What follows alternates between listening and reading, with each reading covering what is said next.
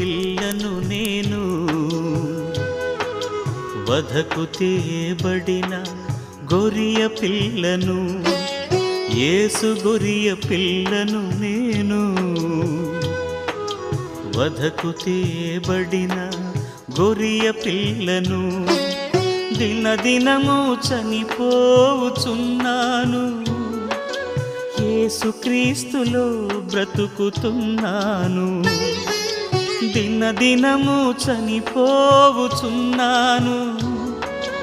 యేసుక్రీస్తులో బ్రతుకుతున్నాను.